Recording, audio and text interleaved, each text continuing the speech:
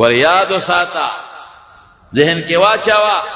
چه علماء پورے من حیث العالم خندا کے استہزا کے شامی کے موجود ہے چه دا کفر دے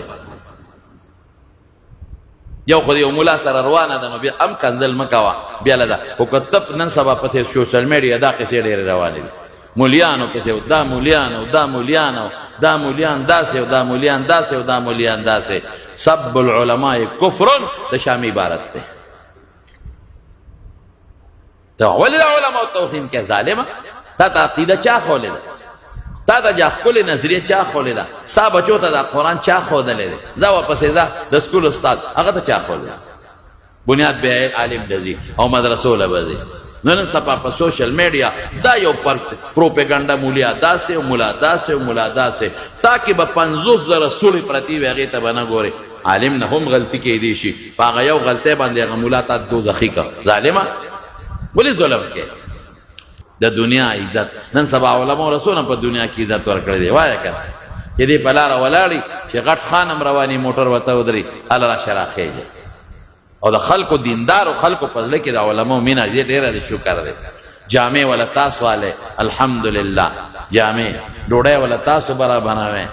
چې څه خدمتي نو د عوام د دې علماو خدمت کوي نیکان عوام درته یادوم مینه ساتي محبت ساتي عزت یې کوي قدر یې کوي وادي چې امام صاحب دعا نه کړې ډوډۍ نه شروع کوي که غمی راشه مولانا صاحب لږ دعا راته وکړه که خاد نکاح وي هله مولانا صاحب ماله نکاح وتړه په لاره ځي د ملا نه وروسته رواني مخکې دې نه ځي ملا مخکې سګرټ نه څکي ملا صاحب په مخکې نسوار نه اچوي دا غټ عزت دی که نه او اخرت کې دا خو مړه د دنیا وړې خبرې دي دې له دین مه زده کوئ اصل دا دی چې په آخرت کې به خدای پاک علماو له مرتبې ورکوي یرفع الله الذین آمنوا منکم والذین اوتوا العلم درجات قرآن وایي الله پاک با مرتبه ورکای زمارونو رسول الله صلی الله علیه وسلم فرمای چې ما دو سیزونه درته پرېښي دي ترکت فیکم امرین